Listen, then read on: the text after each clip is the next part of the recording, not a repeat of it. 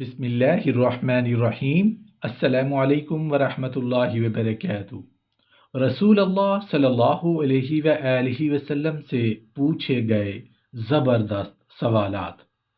ایک شخص نبی پاک صلی اللہ علیہ وآلہ وسلم کی خدمت میں حاضر ہوا اور کہنے لگا، یا رسول اللہ صلی اللہ علیہ وآلہ وسلم، میں آپ سے کچھ پوچھنا چاہتا ہوں، اگر اجازت ہو تو درخواست عرض کروں۔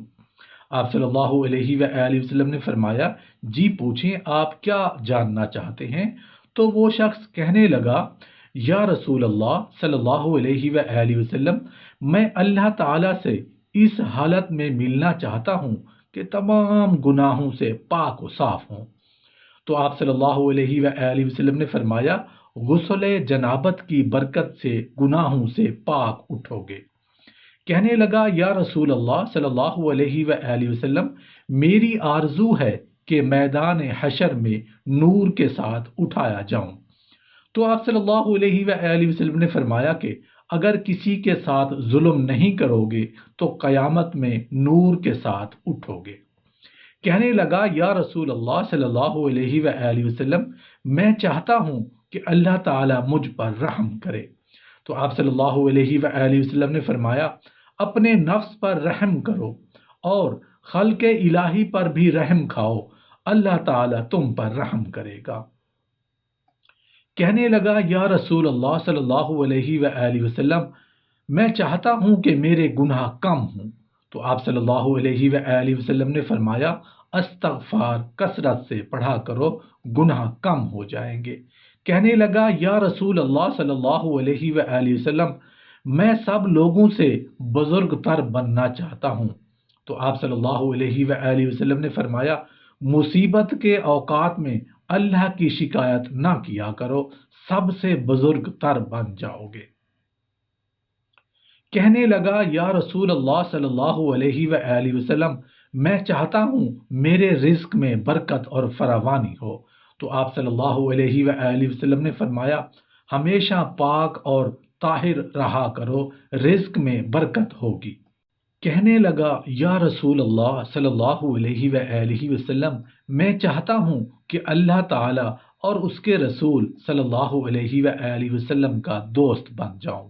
تو آپ صلی اللہ علیہ وآلہ وسلم نے فرمایا، جو چیزیں اللہ تعالیٰ کو پسند ہیں ان کو اپنے لیے پسند کر لو، اور جو چیزیں اللہ تعالیٰ اور اس کے رسول صلی اللہ علیہ وآلہ وسلم کی ناپسندیدہ ہیں ان سے نفرت اختیار کرو گے تو اللہ تعالیٰ اور اس کے رسول صلی اللہ علیہ وآلہ وسلم کے دوست بن جاؤ گے۔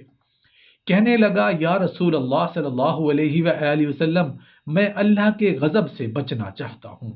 تو آپ صلی اللہ علیہ وآلہ وسلم نے فرمایا کہ اگر کسی پر بے جا غصہ نہیں کرو گے تو اللہ تعالیٰ کے غضب اور ناراضگی سے بچے رہو گے۔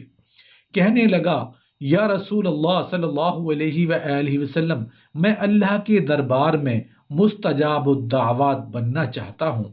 تو آپ صلی اللہ علیہ وآلہ وسلم نے فرمایا، حرام چیزوں اور حرام باتوں سے بچتے رہو گے تو مستجاب الدعوات بن جاؤ گے۔ کہنے لگا، یا رسول اللہ صلی اللہ علیہ وآلہ وسلم، میں چاہتا ہوں کہ اللہ مجھے قیامت میں سب کے سامنے رسوا نہ کرے۔ تو آپ صلی اللہ علیہ وآلہ وسلم نے ارشاد فرمایا، اپنی شرم گاہ کی حفاظت کرو گے تو اللہ تعالیٰ تمہیں قیامت میں رسوائی سے بچائے گا۔ کہنے لگا، یا رسول اللہ صلی اللہ علیہ وآلہ وسلم، میں چاہتا ہوں کہ سب سے بڑا عالم بن جاؤں۔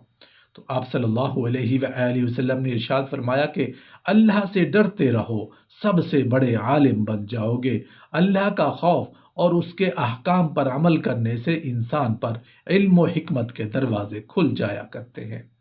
کہنے لگا، یا رسول اللہ صلی اللہ علیہ وآلہ وسلم، میں چاہتا ہوں کہ سب سے بڑا انسان بن جاؤں۔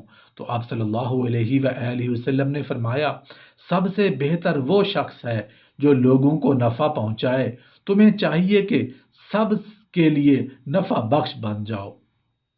کہنے لگا، یا رسول اللہ صلی اللہ علیہ وآلہ وسلم، میری تمنا ہے کہ عادل اور منصف بن جاؤں۔ تو آپ صلی اللہ علیہ وآلہ وسلم نے ارشاد فرمایا، دوسروں کے لیے بھی وہی پسند کرو جو تم اپنے لیے پسند کرتے ہو۔ کہنے لگا یا رسول اللہ صلی اللہ علیہ وآلہ وسلم، میں چاہتا ہوں کہ میں اللہ کے دربار میں سب سے زیادہ مقرب بن جاؤں۔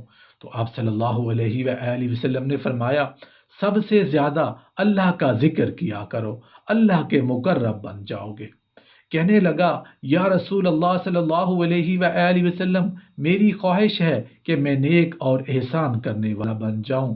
تو آپ صلی اللہ علیہ وآلہ وسلم نے ارشاد فرمایا کہ نماز اس طرح پڑھا کرو کہ گویا تم نماز میں اللہ تعالیٰ کو دیکھ رہے ہو، اور اگر یہ ممکن نہ ہو تو کم از کم اس طرح تو پڑھو کہ حق تعالیٰ شانہ تم کو دیکھ رہے ہے۔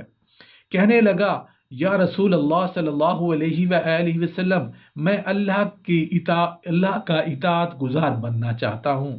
تو آپ صلی اللہ علیہ وآلہ وسلم نے فرمایا اپنے فرائض ادا کرتے رہو گے تو تمہارا شمار اطاعت گزاروں میں کیا جائے گا۔